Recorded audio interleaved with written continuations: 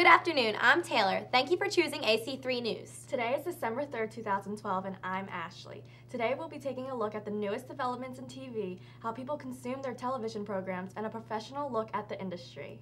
A lot of interesting information coming at you today, so stay tuned into AC3 News. Recently, our news team traveled to Philadelphia to get the perspective from ESPN producer Jason Jaquette. Hi, I'm Taylor Bailey, and I'm outside the Philly Stadium. I'm here with Jason Jaquette, an ESPN producer who's been in the field for a while now. He's here to open up to me and tell me the inside scoop of what the television world really is about. So my name is Jason Jaquette. I work for myself. I'm a freelance production type. I produce, I direct, I write.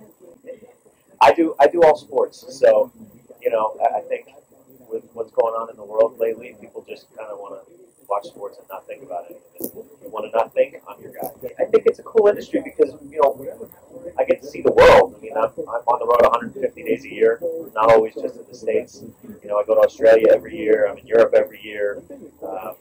It's a good way to see the world, and also, because of all the flyer miles I get, my family gets to see the world as well. The thing is, like I said, I'm on the road a lot, so when I'm home, I'm home. I'm not going into a job every day. I get up when I want, and I go to bed when I want. So I tend to just kind of lay on the couch and watch TV. What I would like to do, if I could change industries, I would make it so that I can work from home more often. It's tough getting on planes every single week. It's tough, hearing my daughter say, "Well, you can't tell me what to do. You're never here." It's like it's hard being on the road. So I guess that's what I would do, is I would make it so that I could do my job from my office at home. I think it's an important industry. Listen, people get all freaked out in my business. There's a lot of screaming. There's a lot of, everybody's very concerned about their jobs when we're on the air. And, the truth is, when one of us screws up, nobody dies. We're not doctors. A lot of people that work for the networks, they get stuck doing one thing every year or three things every year. I get to do a lot of things, and I do all the tennis coverage for ESPN. So I go to Australia and Wimbledon and the U.S. Open every single year. I do the Kentucky Derby every year. I go to the Olympics every 2 years, and it's, I guess, like, being in Beijing for those Olympics, just because of how massive it was probably one of the coolest things I've done. I got to do the PGA Championship when Tiger Woods won his second one. It was a playoff, and he hit a putt on the playoff hole, and he followed it in like this. It was a pretty famous shot, and I was maybe 10 feet away from him when it happened. It was pretty cool. I got to do the Olympics this year. I was doing the gymnastics in the Olympics, so I was, right there with Gabby Douglas and all of them. And so you get to do some cool things. Because I wanted to be a professional athlete, but I stopped growing in 10th grade, at least up. I continued to grow out, and that's not a really good combination. So I figured this was kind of the best way to stay involved in sports and, put me through life for the last 15 years. The thing is, the industry keeps getting younger and younger. I remember I was a kid. I came up and I was doing stuff that people 5 years, 6 years older than me weren't ready to do yet. I kind of got a lot of breaks early, and I got lucky. And so I went from being like, the 24-year-old kid who was like, "Oh my God, you're doing this," and then now I'm like the 36-year-old guy who's like, "You're still doing this?" So, I've seen people that have come up after me get ahead of me just because of people they know, so no, I don't want any more kids in this industry. But if I was giving advice, I would say just, kind of understand that it's how you present yourself all the time that makes the biggest difference. If you prepare well, you'll do well. And I see a lot of people that come in here and they aren't prepared to do their job, and things fall through the cracks. So you can make up for a lack of talent by over-preparing, and I think that's life. You can do that. So if they decided today that television didn't exist anymore, I could probably find another job. Jason's life as a TV producer may seem very extravagant from all the constant traveling and interaction with celebrities, but behind the scenes, television has its effects on its employees just as much as it has its effects on audiences. Let's take a look at how students at ACCC consume their television and how it affects their lives. Usually we watch around 0 to 3 hours. Probably like 2 hours a day. About an hour and a half maybe. Probably like half an hour to an hour. Probably 3 to 5 hours. About an hour. About 1 to 2 hours. 2 hours. Depends. Like usually 5. I don't watch TV too as often as most people. I like action films. That would be comedy. Comedy, definitely. I like to laugh. Comedy. Drama. Sci-fi. I'd say comedy. I'd say sci-fi, Doctor Who mostly. Depends. Either I work on some homework, either I'm hungry, or I usually just text or go on Instant Messenger. It's usually like when I'm eating and like right before I go to bed, I guess. Occasionally I'll eat and do homework sometimes. Sit there and cuddle my blanket. I mostly sit on my phone and play on my Kindle Fire. Eat, use internet usually. I watch it on cable or sometimes the internet. Computer, but mainly through TV. Yeah, on my laptop most of the time too, and on my 46-inch Good television. On my laptop or TV. My laptop mostly. If not, in our giant screen TV downstairs.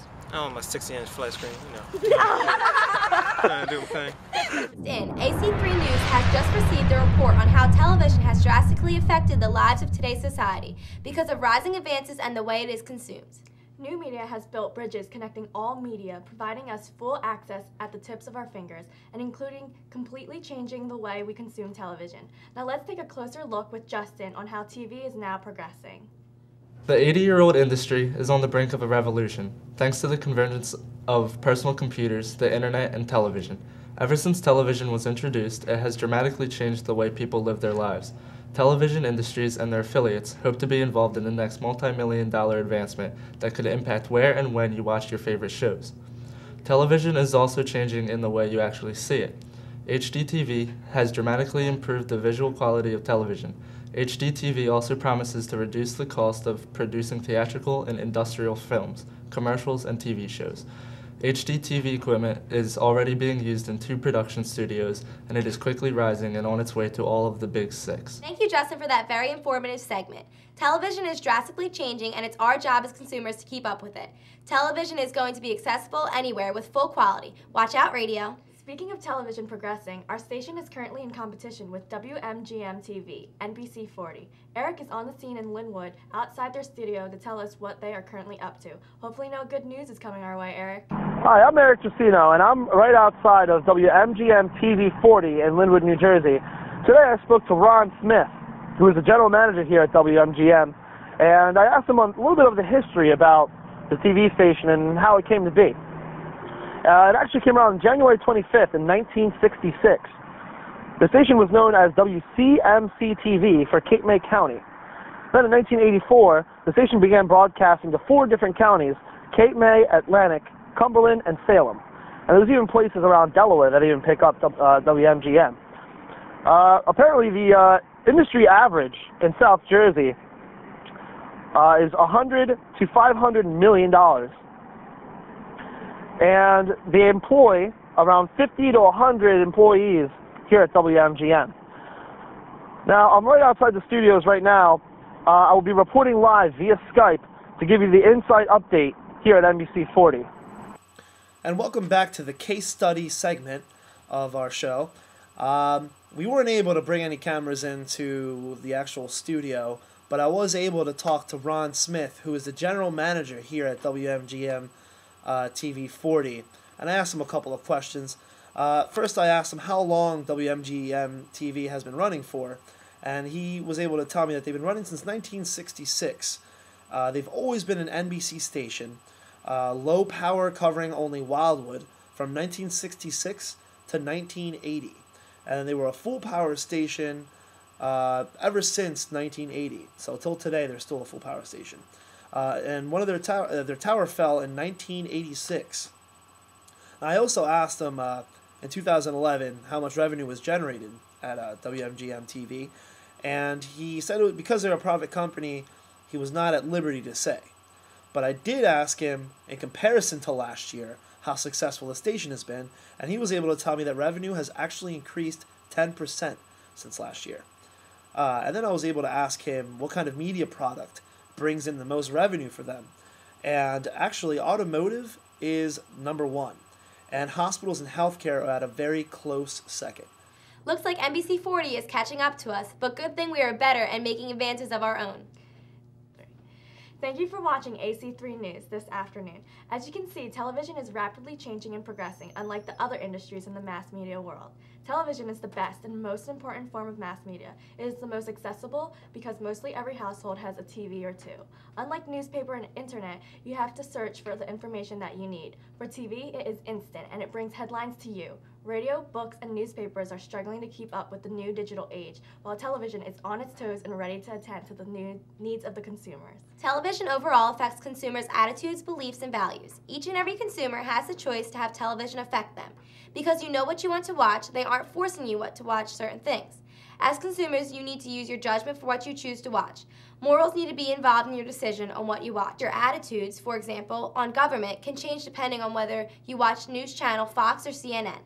Your beliefs can change depending on violence on TV and if you believe it's right or not. Television can convince you that right things are wrong and wrong things are right, so you have to be conscious of what you're consuming. Also, your values can be affected, but it is less likely because values are the most sturdy, and it is almost impossible to change them. Mostly, values affect the type of television you watch, not necessarily how television affects you. Television is definitely progressing fast, so make sure you stay alert and up to date on everything that is happening. While doing that, make sure to tune into AC3 News every day for your latest updates on everything local and international. I'm Ashley. And I'm Taylor, and thank you for watching.